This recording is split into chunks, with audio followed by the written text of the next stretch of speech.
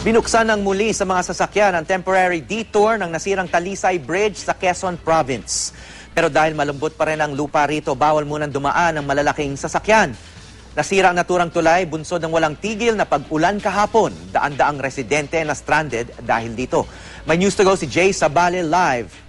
Jay.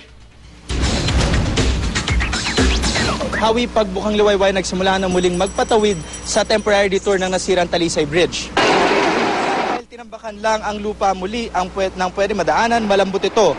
Kaya di pa gaanong ligtas daanan ito ng malalaking sasakyan. May ilang pampaserong bus na nagpalipas ng gabi sa bukana ng tulay at nagdesisyong wag munang tumawid dahil delikado. Kaya ang mga pasahero naglakad na lamang patawid ng tulay. Siyam na bayan ang kinukonekta ng Talisay Bridge kaya critical daw talaga ang tulay. Doble yung mga gastos nila sa hornal. Marami hornal dyan. Eh paano ngayon yan? Hindi makakatawid. Anong gagawin? Ay, lilipat po kami tricycle. Lalakad. Hindi ba mahirap yung nangyayari ngayon dyan sa doble-doble ito masahe? Mahirap. Ano pakiramdam ninyo na ganyan nangyari? Ay, di medyo abala. Saka di tense ka at kami habol ng lansya. Hawi, kasama ko ngayon dito si area engineer ng DPWH, si Engineer Freddy Combaliser. Good morning, sir. Magandang umaga. Sir, kamusta po ang ginagawa natin dito ngayon sa Talisay Bridge? Continuous ang aming maintenance para mga sasakyan ay maglampasan. Pero nagkakaroon kami ng babala doon sa malalaking sasakyan na kung pwede ay wag munang dumaan sapagkat bumababa pa ang lupang itinambak namin sa approach din ng Talisay Bridge. Sir, napansin ko meron naman mga ilang bus na nagtatangkang dumaan. Bakit? Paano pa ang ginagawa para sila makadaan? Ay, okay naman ang bus maglampasan dahil kaya naman. Kaya lang yung mga masyadong malalaki ang karga, yung mga semento, ganyan, kung pwede wag munang dumaan. Maglampasan sila. Sir, ngayon doon naman tayo sa may nag-landslide doon sa may highway. Sir, kamusta po ang lagay doon at ano pong ginagawa ng DPWH doon? Continuous ang clearing namin doon. Actually, may dalawa kaming kasamang engineer doon sa kabila, doon sa itaas, at may equipment kami doon payloader para maklear namin ang yung area. Continuous ang clearing namin doon. Passable naman doon, passable.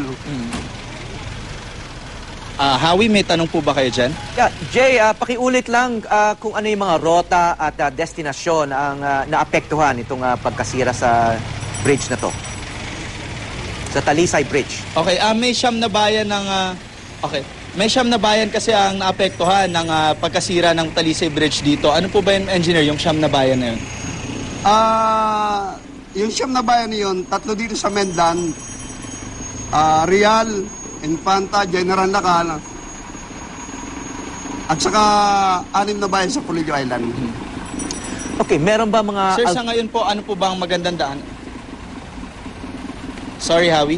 Yeah, tatanong ko sana kung ano yung mga alternative routes, pero itatanong mo na rin yata yun. Yes. Ano po yung mga alternative routes, sir? Meron kaming alternative route rito na yung Marikina Infanta Road. Pero actually, under contract pa yun at marami pa landslide na delikado pa rin dumaan doon dahil sa diretsong pagulan nitong panahon ito. So, Jay, ma-advise ba ng DPWH na yung mga unnecessary travel ay wag mo nang ituloy habang ginagawa pa to o matatapos na ba yung pag-ayos ng Talisay Bridge? Sinasabi ni engineer dito na mga mamayang hapon ay maaari nang dumaan ng mga sasakyan dito. Pero sa ngayon kasi dahil ginagawa pa ito, medyo nagta-traffic na nga rito. Kaya wag po siguro muna tayong gumawa. Gumawa na pumunta rito. So from dito sa sa Real, Quezon, Jay Sabale, GMA News.